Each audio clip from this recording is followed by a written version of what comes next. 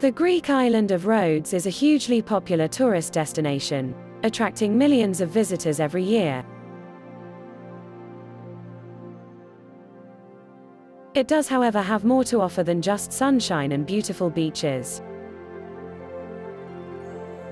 The island, with its strategic position on ancient trade routes, has a rich and varied history. In the 8th century BC, the first three city-states of Lalassos, Lindos and Camiros were built. Eventually, in 408 BC, these three states jointly founded a new city of Rhodes, which went on to be a powerful and prosperous center of commerce and culture. One of the three large Doric cities, Camiros, gives us a chance to see for ourselves how the ancient Rhodes inhabitants lived.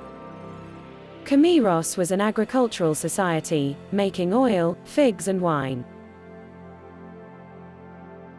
It was the first Rhodian city to cut its own coins and prospered hugely, but fell into decline upon the formation of the new city of Rhodes. Archaeologists began excavations of this ancient city in 1929, which continued in one form or another until after the Second World War. In Hellenistic times, after an earthquake in 227 BC, a great deal of new building work was carried out in typical terraced construction.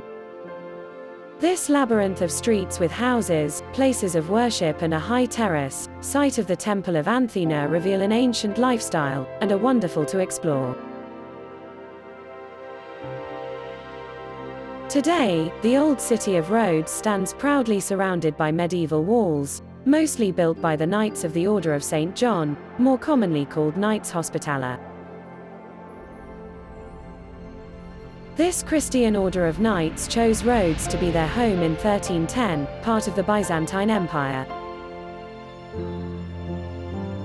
Over the course of 200 years they created the spectacular walled defenses we see today, and provided shelter and care for Christian pilgrims traveling on crusades in the region. The length of the walls is about 4 kilometers, and each section was defended by one of the langues or tongues which corresponded to the language spoken where the particular group of knights came from. The entire area outside the walls was once a huge moat. Now it is a beautiful park of trees and flowers.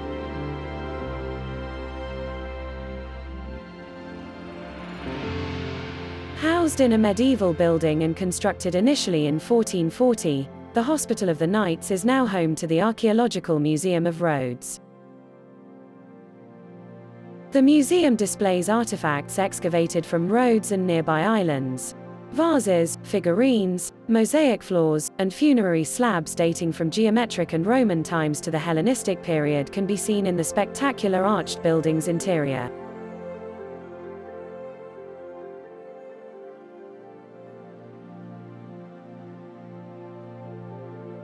Leading from the old hospital all the way up to the Grand Master's Palace is arguably the most impressive area of this medieval town, the Street of the Knights.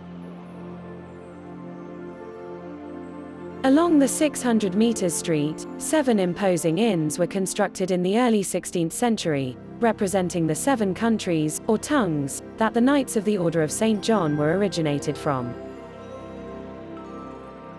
Each facade is decorated with emblems and details that reflect the respective country. Most of the Grand Masters here were French, so their influence on the architecture was considerable. The stonemasons and craftsmen who built these impressive inns were mostly Greek, but workers from France and Spain were also brought here. Climbing the entire length of the Street of the Knights takes you to the Palace of the Grand Master. This extraordinary site has the huge outer walls of a castle and an incredible interior.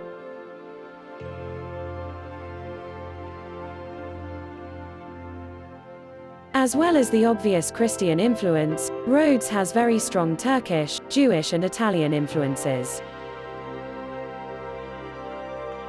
The Turkish sector of the Old Town reveals a Muslim heritage, and many hours can be spent exploring the back streets and alleyways of this fascinating city. Although there has been a Jewish presence of some sort on the island of Rhodes for nearly 2,000 years, the inhabitants of La Juderia did not arrive until the 16th century, after they were expelled from Spain. The Jews of Rhodes prospered until the persecutions of Italian fascism began in the 1930s, and at its peak the population of the Jewish quarter was more than 4,000. The Jewish sector has not benefited from tourism and investment since most of the remaining Jewish community were forced to leave during the Second World War. In 1912, after the Balkan Wars, Rhodes and other Dodecanese islands came under Italian rule. The Italian influence is very clear in much of the architecture around the harbour. Mussolini wanted to transform the islands into showcases of the Italian colonial empire, and undertook a series of massive public works. When visiting Rhodes, like so many other Mediterranean regions, it pays to dig a little deeper into the rich cultural history.